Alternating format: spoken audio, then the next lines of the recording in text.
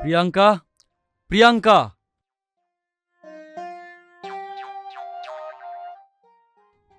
একটু চা তৈরি করে আনবে, মাথাটা যন্ত্রণা করছে।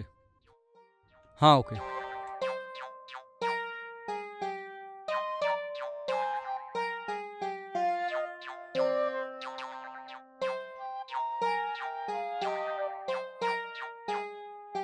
এই নিন আপনার চা।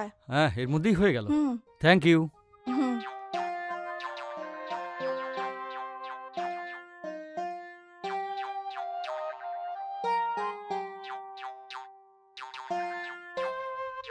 হুম, এটা কি? কাগজ কে ফেললো এখানে? চিঠির মতো লাগছে। কে ফেললো এখানে? উম,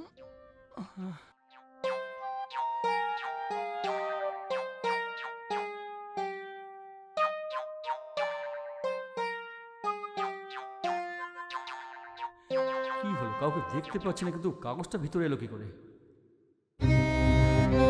আজ রাত 12টার পর সোজা ছাদে চলে এসো, শুধু দুজনে মিলে মজা করব। হ্যাঁ, কেউ একজন আমার স্ত্রীকে এই চিঠিটা লিখে দিয়ে গেছে। এই ব্যাপারটা এমনিতে ছাড়া যাবে না, ওকে এখনই জিজ্ঞেস করতে হবে। প্রিয়াঙ্কা, প্রিয়াঙ্কা, কি হয়েছে গো? এটা কি? কে এই চিঠি লিখে ভিতরে ছুড়ে দিয়েছে? হুম।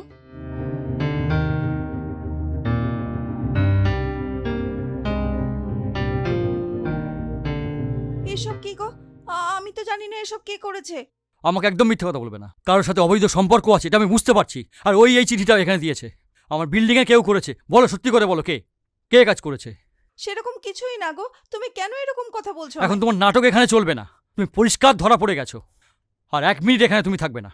তোমার জিনিসপত্র নিয়ে তুমি এখান থেকে বেরিয়ে যাও। তাই নাকি? এতবার বলছি তাও তুমি বিশ্বাস করছো না? ঠিক আছে, এবার তুমি 100 বার বললেও আমি এই ঘরে আর থাকবো না। বাই। এত বছর একসঙ্গে থাকার পর তোমার আমার উপর থেকে সন্দেহ গেল না? যখন তোমার আমার উপর থেকে সন্দেহ যাবে আর আমার উপর বিশ্বাস আসবে, তারপরেই তুমি আমার বাড়ি এসো। ঠিক আছে, বাই।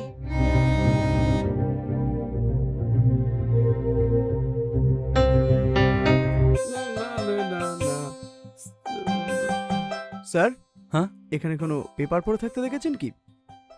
কাগজ? এই কাগজটা নাকি? হ্যাঁ, এই পেপারই স্যার। একটা ছোট্ট ভুল হয়ে গেছে আমার। আমি পাশের বাড়ি মেয়েটার সঙ্গে প্রেম করি।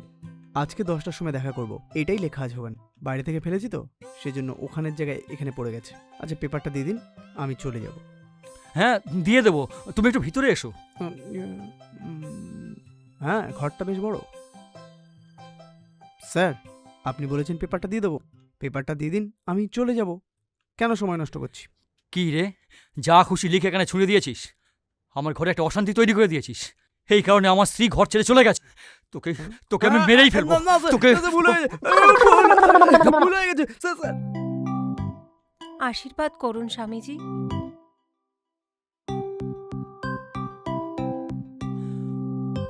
বলো মা, তোমার কি সমস্যা আছে? তুমি কেন আমাকে খুঁজে এখানে এসেছো? স্বামীজি, আমার বিয়ে হয়েছে 1 বছর হয়ে গেছে, কিন্তু এখনো আমাদের কোনো বাচ্চা হয়নি। হুম হুম আমি ওদের সন্তান দিতে পারিনি বলে আমার শ্বশুরবাড়ির লোক প্রতিদিন ফোন করে টর্চার করে। আমার ভাগ্যে কি সন্তান নেই স্বামীজি? 1 মিনিট চুপ করে বসো মা।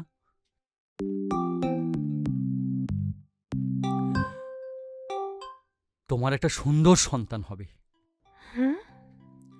আমি তোমার জন্য একটা ওষুধ দিয়ে দিচ্ছি। ওটা দিনে তুমি 3 বার করে খাবে। তোমার বংশধর আসবে। ভীষণ আনন্দ হলো স্বামীজি। এখন তোমাকে আমি একটা জড়িবুটির জল খাওয়াবো। যেমনভাবে বলবো তেমনভাবে যদি পান করো, 3 মাসের মধ্যেই তুমি হুম। গর্ভবতী হবে।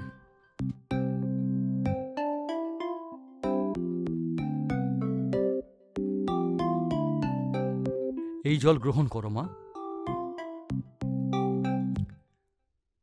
মা, এটা হিমালয় থেকে পাওয়া জড়িবুটি থেকে তৈরি হওয়া তীর্থের জল। হুম হুম। এই জল যদি তুমি সকাল, দুপুর আর রাতে পান করো, আর 3 মাসের মধ্যেই তুমি গর্ভবতী হবে। আপনাকে অনেক ধন্যবাদ স্বামীজি। এর জন্য আমাকে কি দক্ষিণা দিতে হবে? এর জন্য তোমাকে 1001 টাকা দিতে হবে। হুম। আর একটা বিশেষ কথা আছে। এই ওষুধ কেবল 1 মাসই তোমার চলবে। হুম বাকি 2 মাসের জন্য আবার 2 বার আসতে হবে তোমাকে।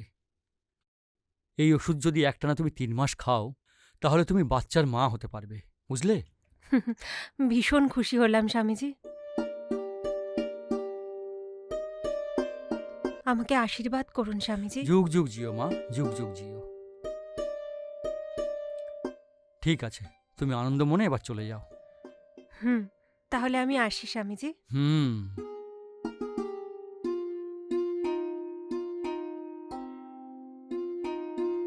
হুম, হুম, হেই, উম, শোনো না, আজকে না একজন স্বামীজির সঙ্গে দেখা করেছি। কেমন স্বামীজি? কোন স্বামীজি? জলসানন্দ স্বামীজি। জলসানন্দ স্বামীজি? কেন? অন্য কিছু নয়, আসলে আমাদের বাচ্চা হচ্ছে না তো, এই জন্য শাশুড়িমা প্রত্যেক দিন ফোন করছেন।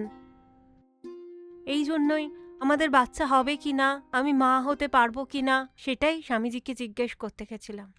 হুম, আচ্ছা এই ব্যাপার। স্বামীজি কি বললেন?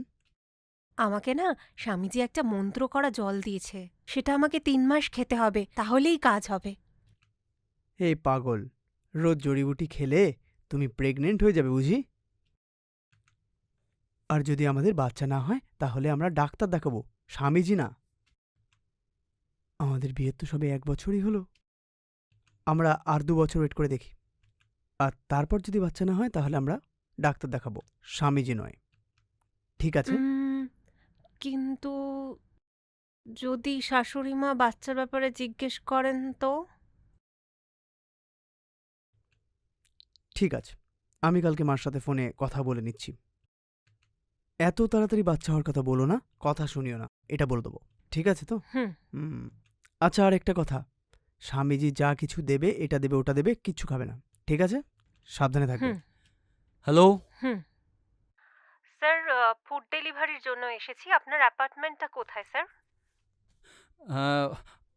আপনি এখন কোথায় আছেন? Yes sir, 6 Ballygunge place. ঠিক আছে ঠিক আছে, তোমার কাছাকাছি কোনো ল্যান্ডমার্ক থাকলে সেটা আমাকে বলো। হ্যাঁ দেখছি স্যার, আপনি একটু লাইনে থাকুন। এখানে এই স্ট্রিটে একটা রেস্টুরেন্ট আছে, আমি ওখানেই আছি স্যার। ওকে ওকে, একটা টেলার দোকান আছে না, ওর সামনেই একটা বড় রাস্তা আছে দেখো। হ্যাঁ হ্যাঁ স্যার, আছে। হ্যাঁ হ্যাঁ, ওর পাশেই ঠিক একটা কালো গেট আছে, দেখো তো। হ্যাঁ স্যার, আছে। হ্যাঁ হ্যাঁ, ওই গেটের কাছে এসেছে তো, ওখান থেকে ভিতরে চলে এসো। আমার ঘরটা দোতলায়। হ্যাঁ, আমি এক্ষুনি চলে আসছি স্যার। হ্যাঁ ওকে স্যার। ওকে।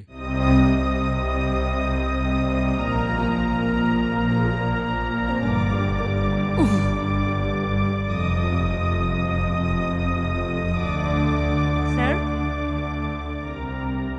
স্যার,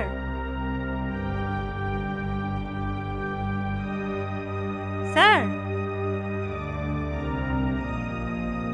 স্যার, এ কি, কাউকে দেখা যাচ্ছে না sir?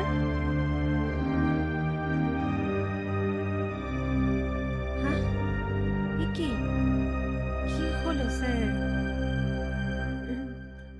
Sir, sir, sir, sir, কি হয়েছে, উঠছে না কেন?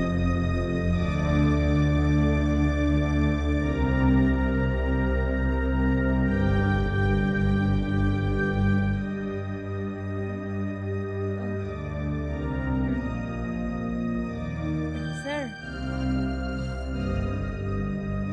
স্যার, আস্তে আস্তে, ঠিক আছেন স্যার? স্যার, আমি ফুড ডেলিভারি গার্ল, আমি ফুড ডেলিভারির জন্য এসেছিলাম। যখন এলাম দেখলাম আপনি এরকম পড়ে আছেন, তাই জলের ছিটা দিলাম। স্যার, আপনি এখন ঠিক আছেন তো? অনেক অনেক ধন্যবাদ আপনাকে। হ্যাঁ স্যার, আপনার কি হয়েছিল? এক্ষুনি তো আমি আপনাকে ফোন করে ফুড ডেলিভারির জন্য অ্যাড্রেস নিলাম। আপনি তো ঠিক করেই কথা বলছিলেন আমার সাথে। হ্যাঁ, ওটা তো আমি নিজেই জানি না। আপনার সঙ্গে কথা বলে আমি ফোনটা কাটলাম, আর তখনই মাথাটা ঘুরে আমি এখানে পড়ে গেলাম।